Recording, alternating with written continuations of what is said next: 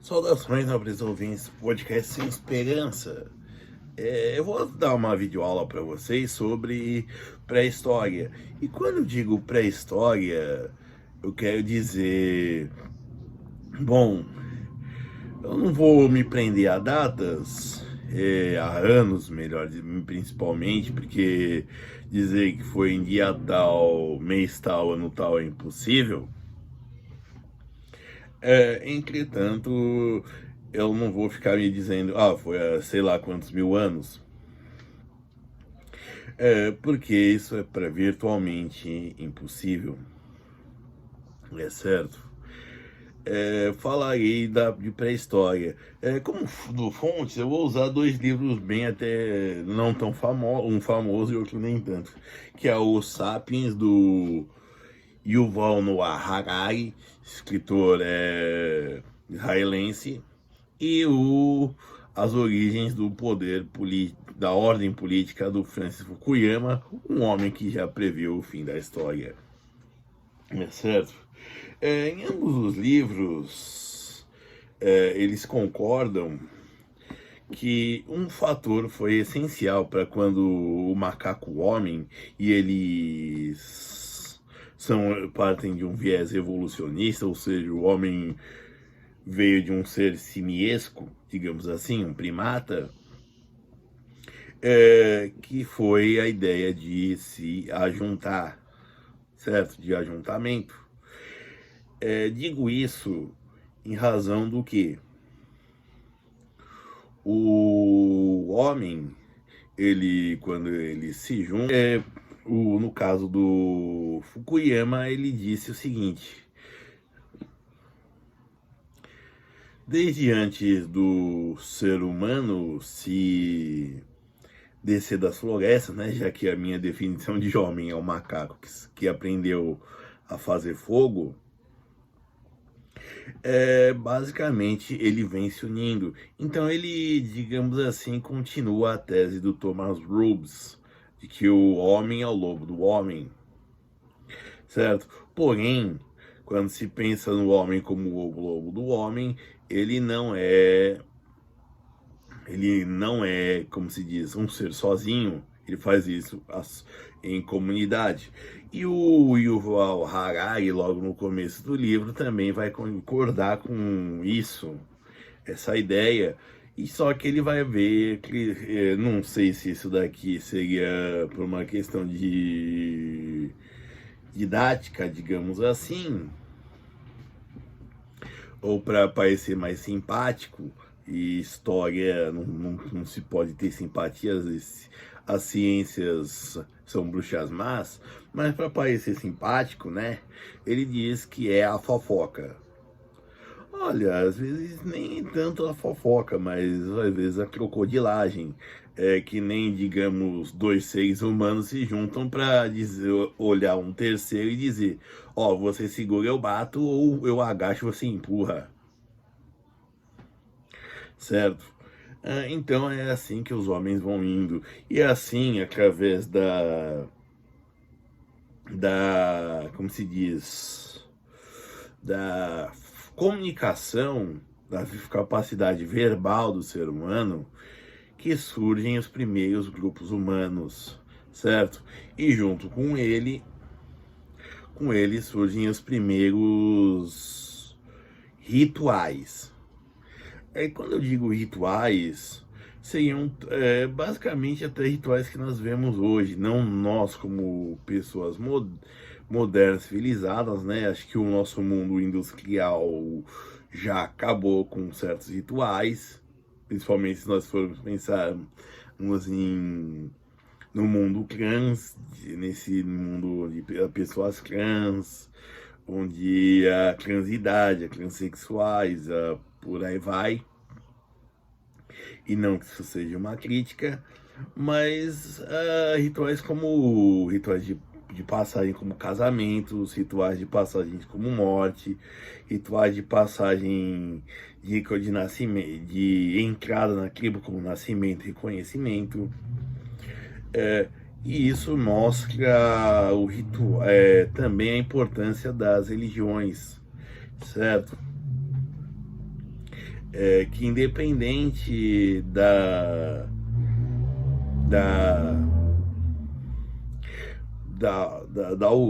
do quão absurdo fosse a crença, o líder dela também era uma pessoa que acreditava, certo? Também no Fukuyama ele vai dizer: a crença é algo que une e distingue. Ela coloca um nós e eles, certo? E a crença também vai ser algo bem basicamente vai ajudar em ajudar a associação.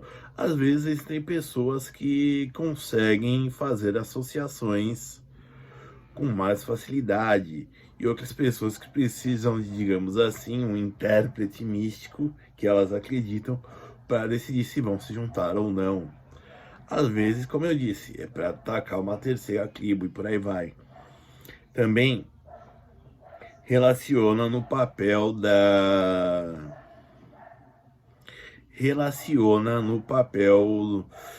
de certas coisas, como por exemplo a divisão sexual dos trabalhos, certo? Por exemplo, não existe de maneira alguma sociedade conhecida até agora, uma sociedade matriarcal, são todas baseadas no pai, no pater familias, no líder, no grande pai, no grande líder, certo? E a mulher, quando ela se casa, por exemplo, ela basicamente deixa a antiga família ou a antiga tribo até para se tornar parte da tribo do marido, certo? E quando eu digo isso, é nesse contexto pré-histórico. Por exemplo, se você for ver no filme Carlota Joaquina, quando ela sai daqui, eu não lembro se é um tio dela, um avô, fala para ela ainda menina, dizendo assim: você é uma Bourbon. Quando na verdade ela não é uma Bourbon, ela é uma Bragança. Quando o casamento já foi ratificado, já foi celebrado protocolarmente, mesmo então, a partir daquele momento, ela é uma Bragança até a consumação dele, certo? E isso é o que importa aqui, certo? Então, assim, esse é um dos eixos que vai se falar, certo? Que é o que? A comunicação é a capacidade do ser humano, seu aparelho fonador, de se organizar e a sua capacidade também de abstração religiosa. E não de abstração religiosa assim apenas, mas o de pensar além. Como eu sempre digo, a gente vive num eterno presente, mas nós conseguimos colocar, como seres pensantes, pensar o passado e pensar o futuro. E essas pessoas também, elas viam mais o passado, né, por uma questão de proximidade, né? Lembre-se, as pessoas morriam com poucos anos e as crianças e as mulheres grávidas e as parturientes morriam às pencas. Então pensar o passado era sempre algo mais provável. Outra coisa assim, agora já encerrando a aula, porque eu não vou entrar na parte da forma que termina a pré-história, nem a parte das cidades. Mas assim, uma coisa que sobre fazendo um juízo de valor sobre esses livros. Assim, ele acha dois livros, na verdade, eles vão para além do período, como se diz, além do período da pré-história. Afinal, pré-história é muito pouca coisa do ponto de vista histórico, por uma questão documental, certo? Infelizmente, ele vai ter essa ilustração aqui,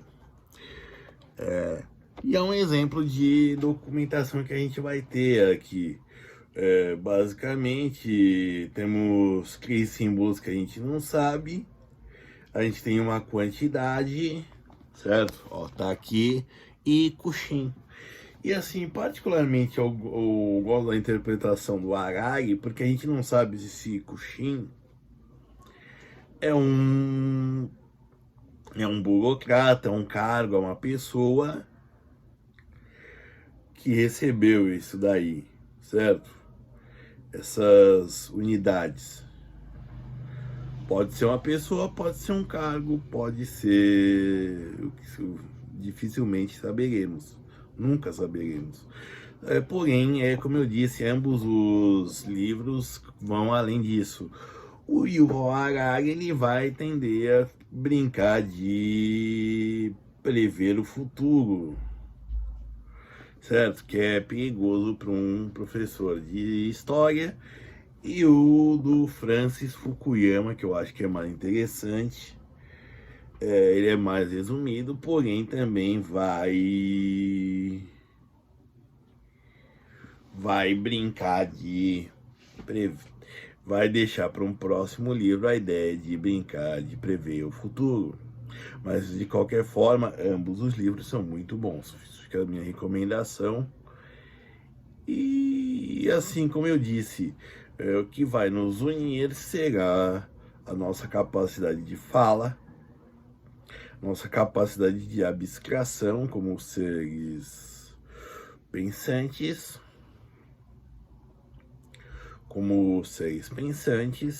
e nossa capacidade de auto-organização. É bem legal que, como eu disse, o Yuval Harari, ele ainda vai partir da nossa irmandade simiesca, né, com outros primatas. Já o Fukuyama vai ir direto, pau na máquina. Humanos, começa humanos e segue a organização, certo? Fazendo uma crítica ao... Mas eles falam sempre da importância tanto das instituições religiosas quanto também da capacidade de organização e de fala, como eu já repito, de fala do ser humano. E pessoal, é bem curtinho porque pré-história não tem, como eu disse, não tem muito o que dizer. Basicamente a gente não produzia, digamos assim, documentos, principalmente em abundância, ou com alguma abundância, para que a gente pudesse estudar. Então, basicamente, o que sobrou de registro material. Obrigado.